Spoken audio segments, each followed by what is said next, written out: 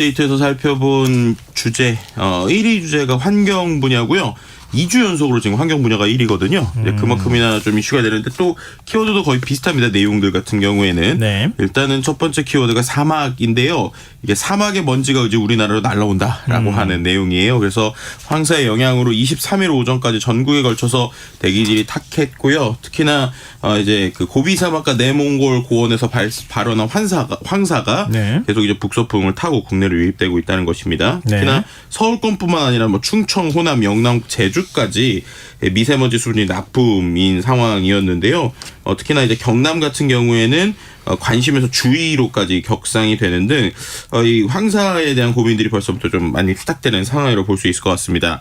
그리고 이제 또 한 가지 키워드는 백신이라고 하는 키워드죠. 네. 지난주에도 우리가 이제 구제역에 대한 이야기를 했었는데 실제 이제 4년 4개월 만에 구제역이 발생한 여파로 1등급 기준 한우고기 도매 가격이 열흘 만에 약 9% 정도 상승했다고 합니다.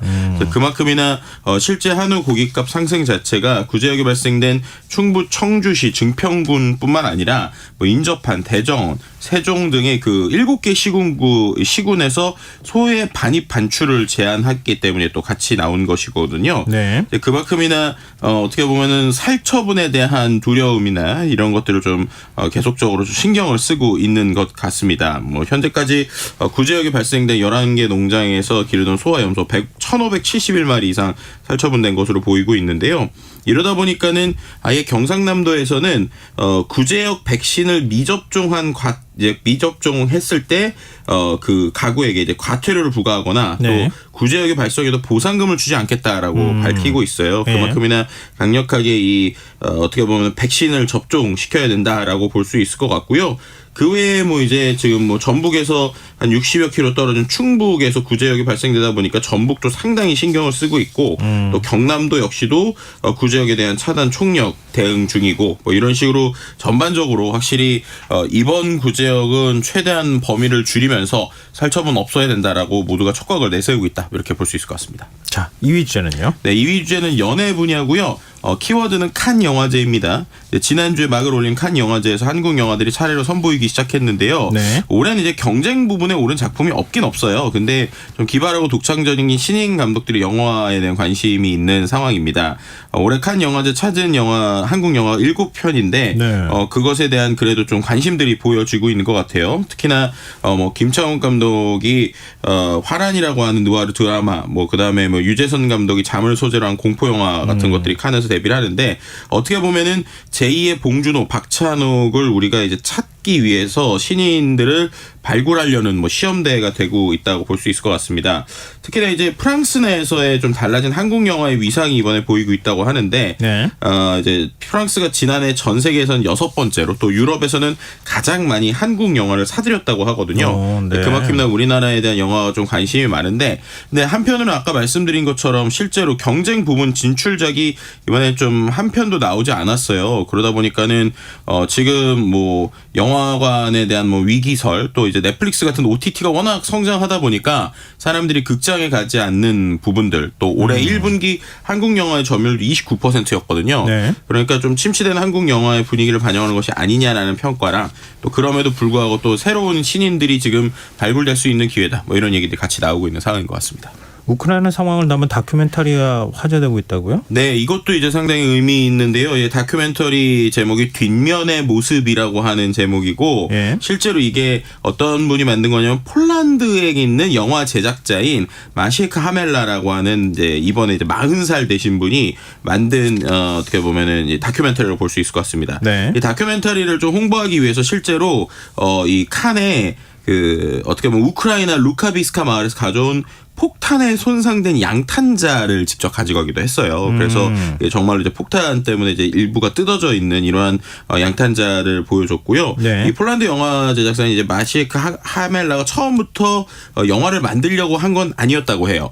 근데 계속적으로 공격받는 이웃들이 나오다 보니까 뱀에 태워서 우크라이나 사람들을 안전한 곳으로 이송하던 모습을 보고 이걸 좀 영상화해야겠다는 생각을 했다고 하고요. 네. 실제로 이제 2022년 3월부터 11월 사이 이송된 수많은 우크라이나인들의 비참한 모습을 좀 보여주고 있습니다.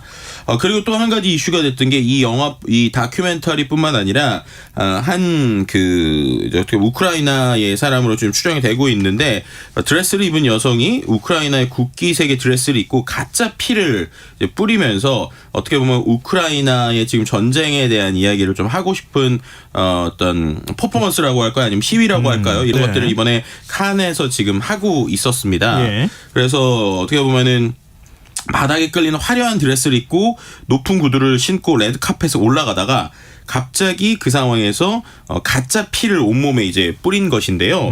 어떻게 보면은 지금과 같은 이러한 우크라이나 상황에 대해서 계속적인 관심을 요하는 일종의 퍼포먼스다라고 좀 해석해 볼 수도 있었을 것 같은데 이것도 이제 상당히 그 사람들의 관심을 끌기도 했습니다. 네, 알겠습니다.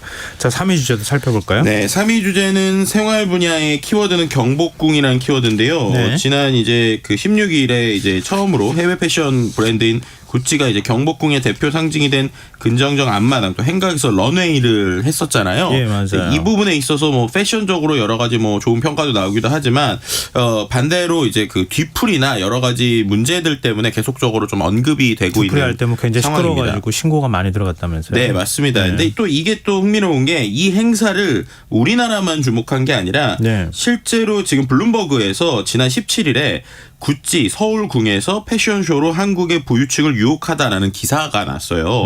그 기사의 내용을 보면 한국이 전 세계 구찌 매출의 9%를 차지한다라는 모건 스탠리 조사를 기반으로 나왔거든요. 예. 이제 그러다 보니까 한국의 높아진 문화적 위상을 활용하기 위해서 서울에서 공들여 패션쇼를 개최했다고 분석을 했고, 네. 뭐 이제 이것뿐만 아니라 앞서서 4월에는 뭐 루이비통, 5월에는 디올이 뭐 이러한 지역들에서 이제 패션쇼를 했는데 그만큼 서울이 상당히 중요한 분야다라고 생각이 되고 있는 것이죠. 한국의 명품 시장이 그만큼 커졌다는 거잖아요. 그렇죠. 근데 그럼에도 불구하고 아까 말씀드렸던 것처럼 이제 어떻게 보면은 뒷모습은 이제 계속적으로 씁쓸함을 주고 있는 상황이라고 볼 수 있을 것 같습니다.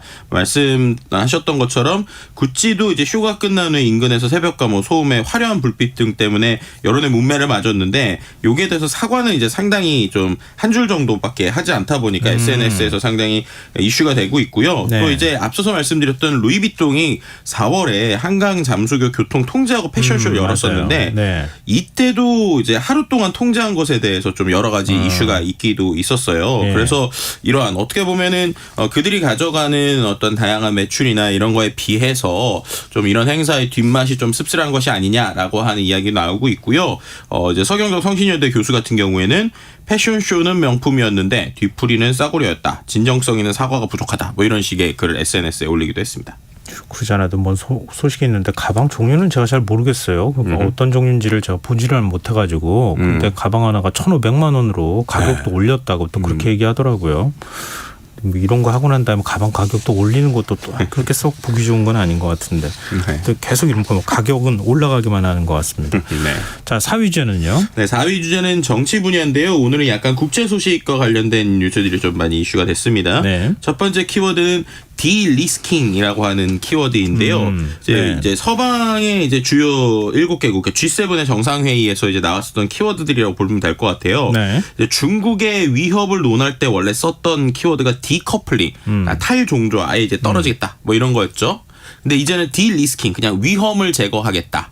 요 정도의 수준에 대한 이야기가 나온다라는 것입니다. 아예 우리는 분리해서 미국과 중국 아니면 서방 세계야 뭐 이제 중국이나 러시아하고 완전히 별개로 가겠다 이렇게 얘기를 했다가 같이 가긴 가되 리스크를 줄이는 방향으로 가자. 그렇죠. 이렇게 톤다운이 됐다는 거잖아요. 예, 맞습니다. 이제 그러한 용어가 이제 뉴욕타임즈에서 나오기 시작한 것인데 뭐 마크롱 프랑스 대통령이 중국에 방문하면서부터 대중국 분야에서 디리스킹이라는 말이 본격적으로 사용됐다라고 전한 것이고요. 네. 이 부분에 있어서 어떻게 보면은 이제 그 미중 간의 관계 또 미국과 프랑스와 중국 간의 관계가 흑백이 아니다. 그래서 대응 역시 흑백일 수 없다. 그러다 보니까 이것이 디커플링이 아니라 디리스킹이다라고 하는 키워드들이 나오고 있는 상황이라고 볼 수 있을 것 같습니다.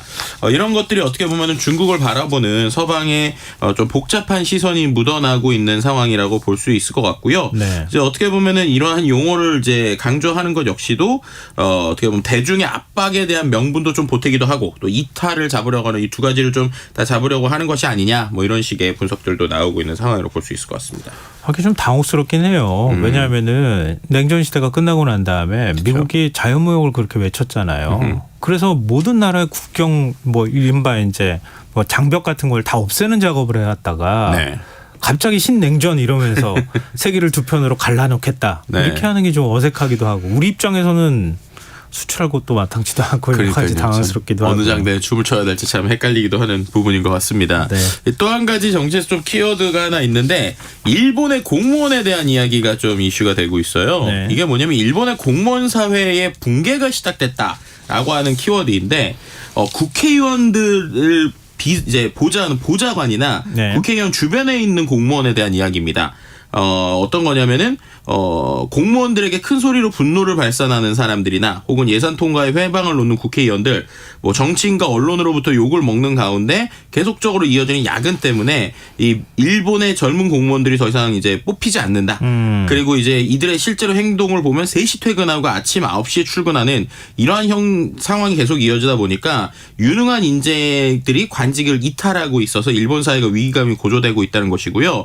실제로 이제 일본에서도 5급 종합직이 있는데 채용 응시가 1996년도에 32% 수준이라고 해요. 그래서 네. 이러다가는 일본 관료 사회에 아무도 남지 않는 거 아니냐, 특히나 젊은 사람들 다 빠지는 거 아니냐라고 하는 걱정들이 지금 이어지고 있는 상황이고요. 예. 이 부분을 보고 우리나라에서 SNS에서도 우리나라도 조금 같이 고민해봐야 되는 거 맞아요. 아니냐, 우리나라의 좀 행태랑 비슷하다, 뭐 이런 식의 이야기도 같이 볼 수 있었습니다. 네. 자 마지막 5위 주제는요. 5위 주제는 산업 분야고요. 키워드가 좀 몇 개가 있는데 두 가지입니다. 첫 번째는 창문이고요.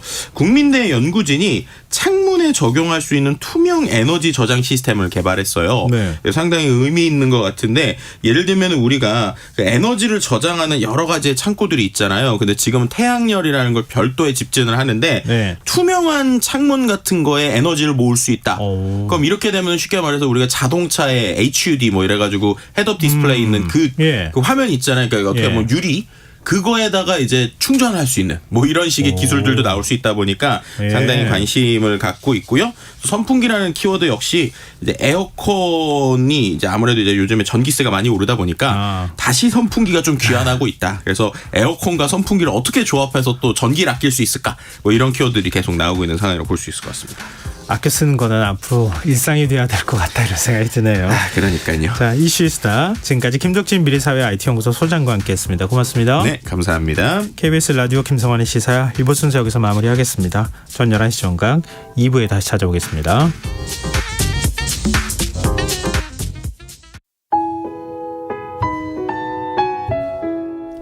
청취자 여러분, 위기가정을 찾아주세요. 어려운 경제 상황 속에서 긴급한 경제적 지원이 필요한데도